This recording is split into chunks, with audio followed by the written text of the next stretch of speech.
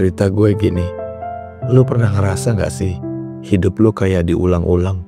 Bangun, kerja, pulang, lihat orang itu lagi, ngerjain hal yang kayaknya udah pernah lu lakuin.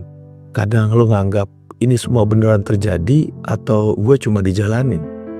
Lalu lu scroll berita di internet dan ketemu teori absurd yang bikin mikir. Simulation theory. Katanya bisa jadi kita ini hidup dalam dunia buatan, kayak karakter di dalam game yang semua udah dikode dan dijalankan sistem, dan kita cuma jalanin skrip. Bukan orang random loh yang ngomong kayak gitu. Ini Nick Bostrom, filsuf dari Oxford. Dia bilang, kalau teknologi makin canggih, suatu hari manusia bisa bikin simulasi kehidupan yang real banget, dan besar kemungkinan kita adalah salah satu dari simulasi itu. Elon Musk juga gak jauh beda ngomongnya. Katanya, peluang kita hidup di dunia nyata itu kecil banget. Karena kalau peradaban bisa bikin simulasi, pasti mereka bikin banyak. Dan kita pasti salah satunya.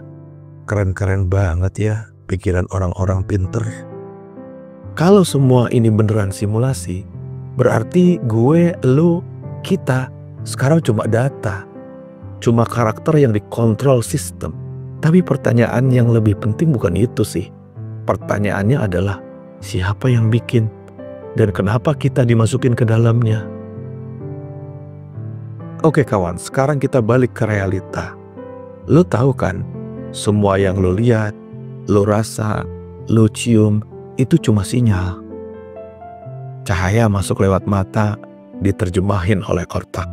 Suara, itu cuma getaran yang diproses saraf. Cinta, itu cuma permainan hormon. Menurut ilmuwan neuroscience Donald Hoffman, otak manusia itu nggak dirancang untuk ngelihat kenyataan, tapi buat bertahan hidup. Jadi, apa yang kita anggap nyata bisa aja cuma tampilan user interface, kayak icon di desktop kita itu. Dan itu bukan hal baru. Agama udah bilang sih dari lama. Ada di surah Al-Ankabut ayat 64. Hidup di dunia ini cuma permainan dan senda gurau. Tapi Allah juga berfirman di dalam surah As-Sad ayat 27. Katanya, kami nggak menciptakan semua ini tanpa tujuan. Jadi, kalau ini memang simulasi, tujuannya pasti bukan buat main-main, tapi buat nguji kesadaran kita. Kayak di game, yang sadar diri, yang ngerti sistem bisa naik level. Yang main asal-asalan, ya stuck di situ-situ aja.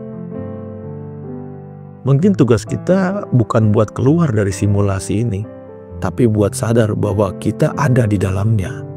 Dan kita ngelakuin misi yang udah ditentukan di jiwa kita sejak lahir. Kawan, kita bukan NPC, bukan karakter figuran. Kita pemain utama yang punya kesadaran, yang bisa ngerasain, milih, bahkan ngerombak skrip.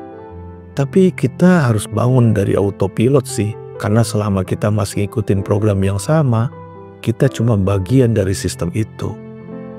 Tapi begitu kita sadar, kita bisa jadi glitch, kita bisa jadi bug, kita bisa jadi perubahan di dalamnya.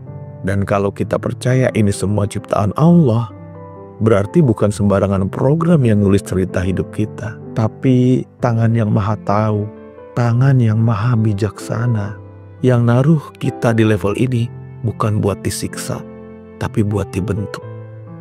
Jadi, kalau dunia ini emang simulasi, lo gak perlu takut, karena artinya ada yang lebih tinggi dari simulasi ini. Dan yang bikin game ini pasti udah nyiapin pintu keluarnya buat siapapun yang mau sadar dan berani nyari makna di balik kode-kode hidupnya. Dan jangan lupa telah disiapin cheat code-nya juga, tinggal kita peka aja. Yang sadar akan naik level, yang tidur akan terus ulang dari nol lagi. Kalau lu nemu makna dari video ini, tulis di komen. Dan kalau lu pengen terus diajak mikir bareng, lu tahu harus klik tombol merah kan?